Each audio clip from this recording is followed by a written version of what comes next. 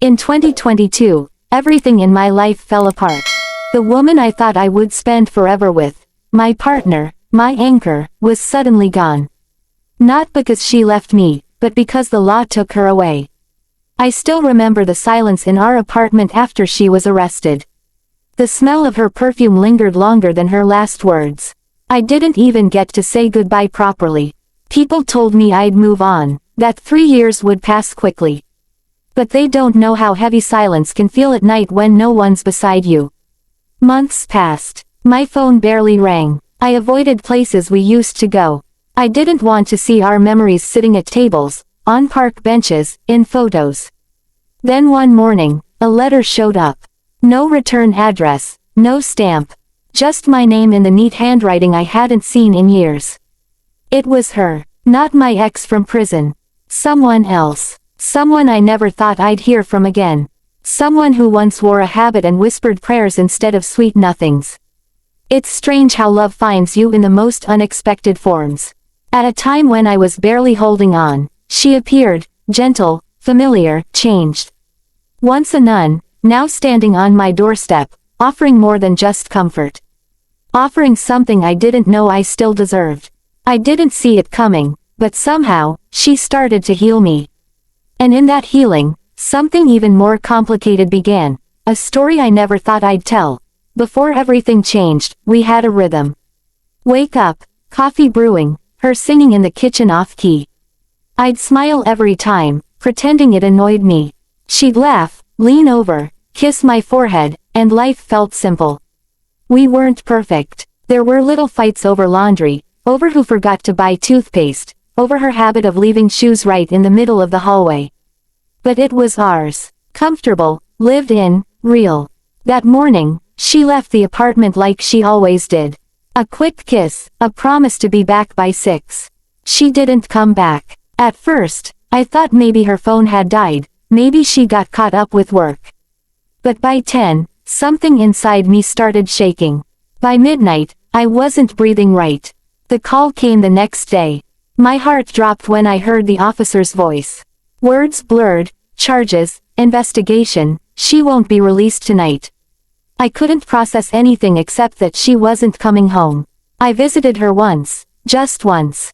Seeing her behind glass, in that uniform, with eyes that looked tired and small, shattered something in me. We didn't touch. We barely spoke. She cried. I cried harder. I wanted to scream, to ask why, but no words came. When I left, I promised I'd write. I didn't. I couldn't. Everything we shared suddenly felt like someone else's memory. I was angry, not just at her, but at myself, for not seeing it coming, for trusting too much. I hated how the neighbors looked at me differently. Like I was guilty too. Friends stopped calling. Family whispered behind my back. I started eating less, sleeping worse. The apartment was too quiet. I left the TV on just to fill the space. Her toothbrush stayed in the holder for weeks until I finally threw it out. I cried the entire night after. People around me said to move on, to forget her. As if forgetting someone you loved was as easy as throwing away their clothes. I tried dating, met a girl at work. We had dinner, talked about music. But the moment she touched my hand, I pulled away. I didn't want new, I wanted what I had. Or maybe I just wanted to stop hurting. 3 months in, I stopped checking my phone for her messages. 6 months in, I deleted her contact.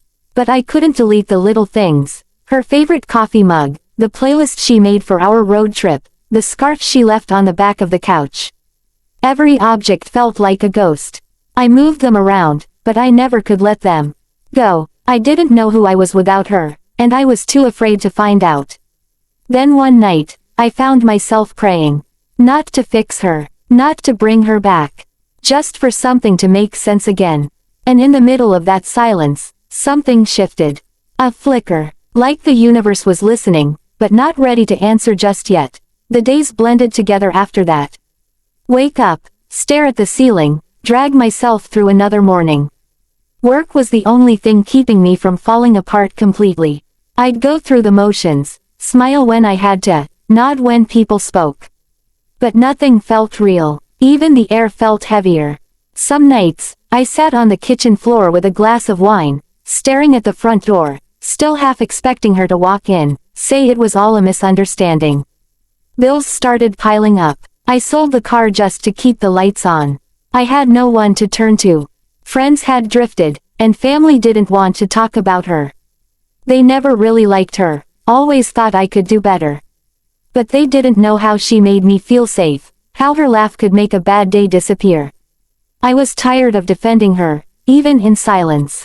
It was easier to be alone than to keep justifying something people didn't want to understand. Then, one evening, just as the sun was going down, a letter showed up in my mailbox. No stamp, no return address, just my name written in delicate, familiar handwriting. For a moment, my heart froze. I knew that writing. I'd memorized it once, tracing it with my fingers on notes passed during late-night talks in a dorm room we once shared. She used to be a nun. That's how everyone in her world still saw her. Quiet, disciplined, removed. But I knew another version of her, a side she'd buried for years. Before the convent, she was my friend. More than that, we shared secrets, long stares that lasted too long, accidental touches that weren't really accidents. We never called it love. We were too scared. And then one day, she disappeared, choosing the church over everything else. Now, years later, her letter sat in my hands. My fingers trembled as I opened it. It wasn't long, just a few sentences. She had heard about what happened. She said she didn't know if reaching out was the right thing to do, but she couldn't stay silent. She hoped I was okay. That was it. No questions, no pressure. Just, her. I didn't write back at first. I read the letter over and over again, looking for hidden meanings. I thought about her, where she might be living, if she still woke up at dawn to pray, if she had any regrets.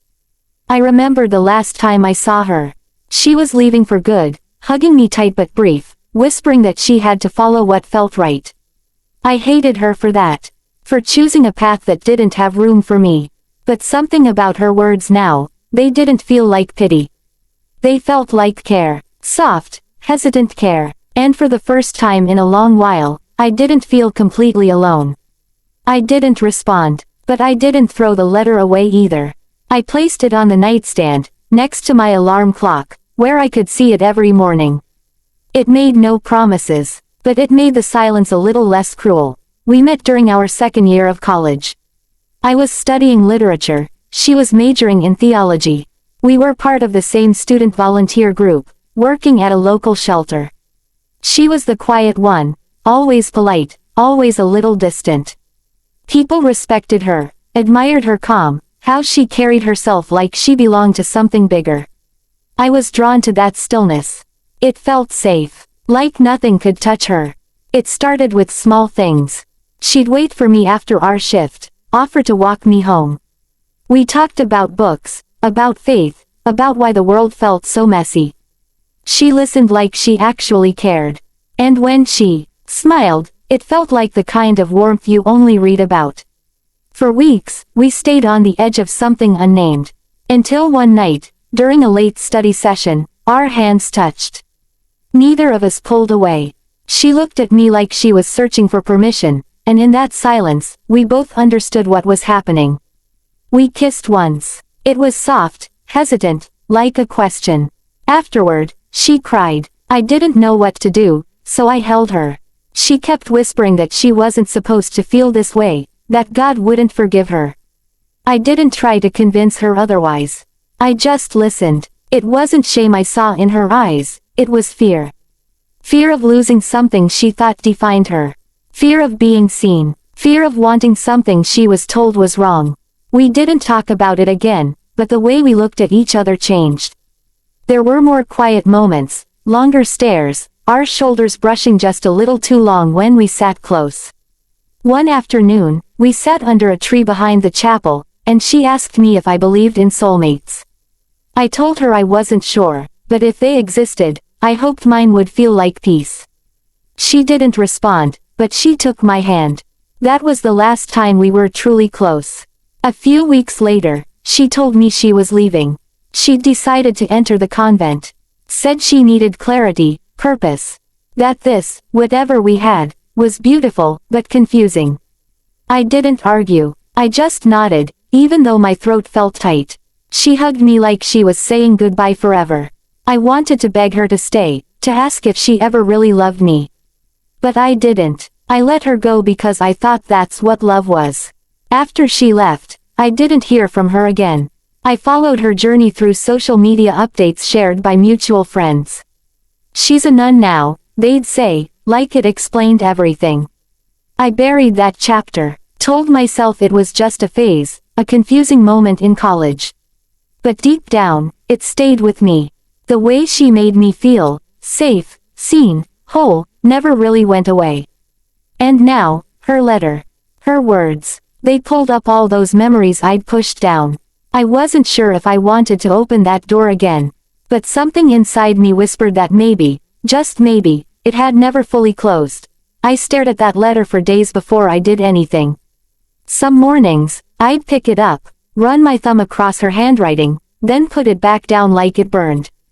But on the 7th night, I wrote back. Nothing too personal, just a thank you for reaching out, a short line about how I was trying to move forward. I didn't expect a reply. Maybe she'd moved on too. Maybe this was just a small kindness, a final goodbye. But a week later, another letter came. This time, her words were warmer. She said she hoped writing didn't bring me pain. She mentioned she'd left the convent 6 months ago. Quietly, no big announcement, just, left. She didn't go into detail, just said she'd been searching for something more honest. Something that made her feel whole. Her words were careful, but I could read between the lines. She wasn't just checking in. She was reaching out. We exchanged letters for a few weeks. There was something comforting about it, slow, thoughtful, nothing rushed. She told me about her new life in a quiet town a few hours away. She worked in a small bookstore now, said the quiet felt different than before, less lonely, more peaceful. I told her about my days, how I was trying to rebuild some kind of routine. I left out the worst parts. The nights I still cried. The days I barely moved from bed. Then one letter changed everything. She asked if she could call me. Only if you want, she wrote.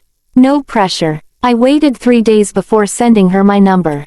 When the phone rang the first time, I almost let it go to voicemail.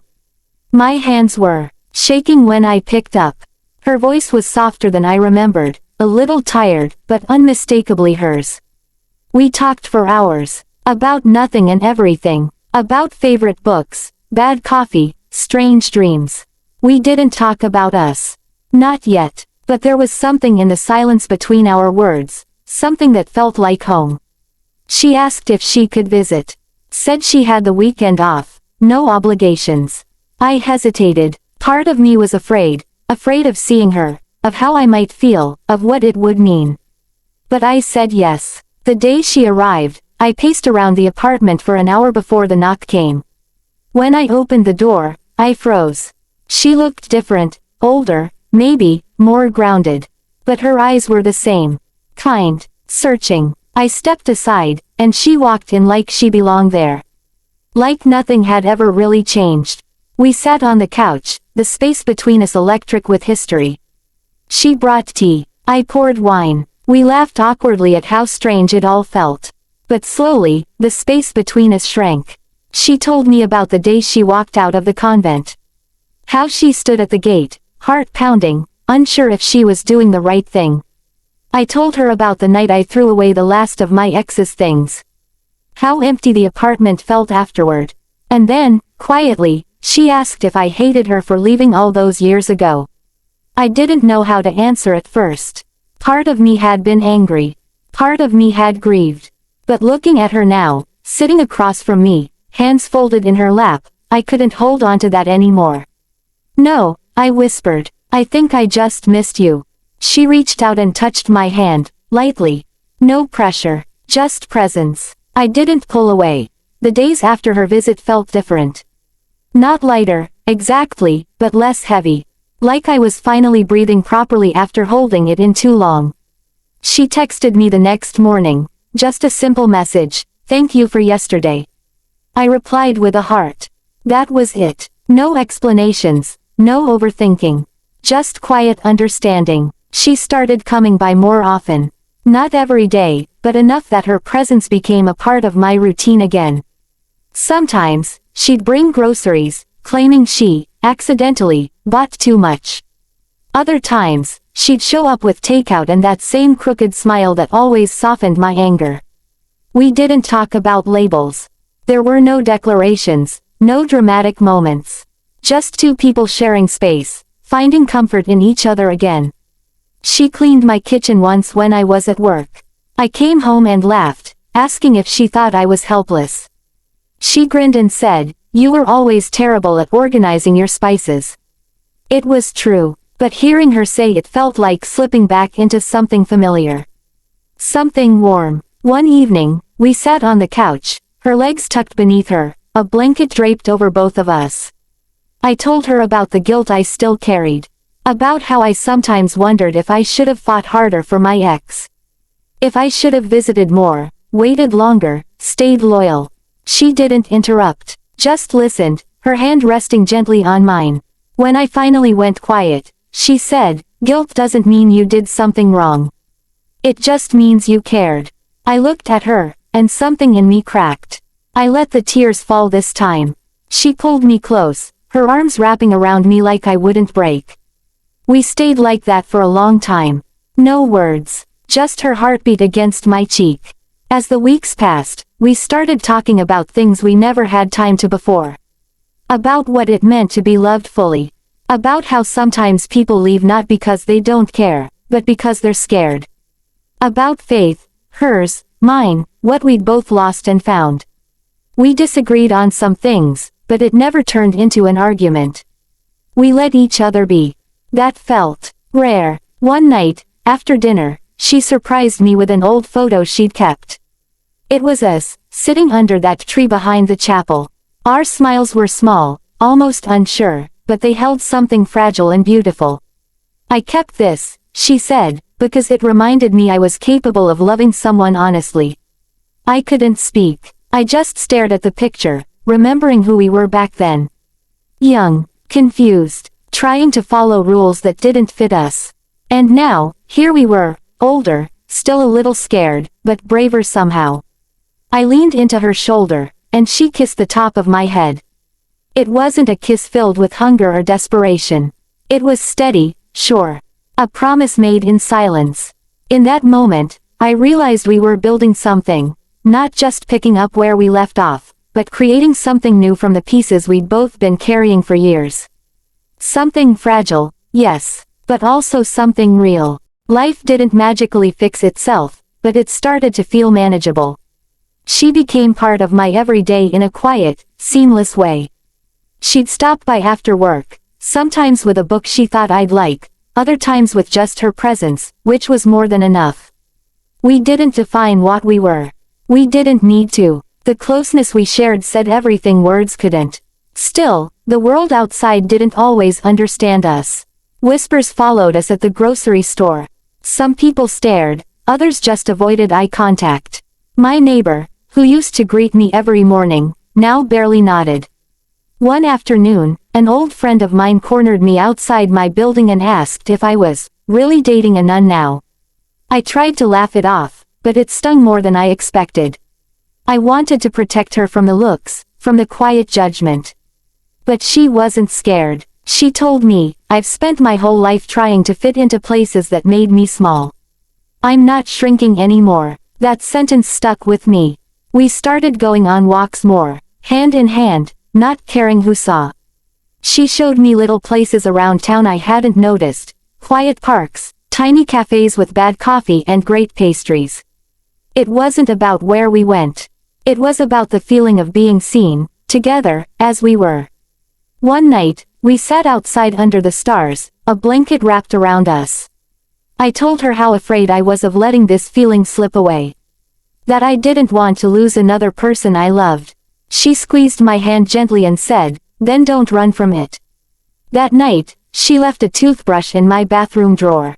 It was a small thing, but it felt like a beginning. We never talked about my ex unless it came up naturally. Sometimes, it did. Like the time I got a letter from her, just a short note saying she was doing okay and hoping I was too. I read it out loud, my voice shaking, and when I finished, she simply nodded and asked if I was okay. I said yes. She didn't push for more. And then there was that evening she showed up with flowers. She'd had a rough day at work, customers being rude, and she needed something soft, something familiar. She stood in the doorway, holding a small bunch of tulips and said, "These are for you, but also for me. Because coming here always makes the world quieter." I pulled her in, held her close. The flowers got crushed a little between us, but neither of us cared. In those moments, it didn't matter what she used to be or what I had lost. What mattered was the life we were quietly building. Not perfect, not loud, but ours. Each touch, each smile, each unspoken word stitched us together in ways no one else needed to understand. And for the first time in a long time, I didn't feel like I was just surviving. I felt like I was living again. We never rushed anything. There were no big confessions or dramatic turning points. Instead, we moved like water, soft, patient, always finding our way forward. Each evening she stayed a little longer. Each morning I woke up with a little more peace. There was comfort in her presence, in the quiet way she folded my blankets or the way she hummed while brewing tea. She didn't ask for space, but she never took more than I offered. Everything felt mutual, balanced, almost sacred. One night, we were on the couch again, the lamp casting a warm glow across the room. My head rested on her lap, and she was reading aloud from a book I'd forgotten I loved. Her voice was steady, gentle. I closed my eyes, letting the words wash over me. I wasn't even listening to the story anymore, I was listening to her. The softness in her tone. The rise and fall of each sentence. It felt like being cradled without being touched. Then she stopped reading. When I looked up at her, she was staring down at me with a look I hadn't seen in years. It wasn't passion or desire, it was something deeper.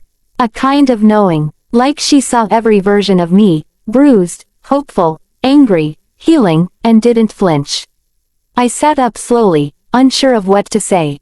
She took my hand, and there was a moment where the world seemed to pause. She leaned forward just slightly, like asking without asking, and I met her halfway.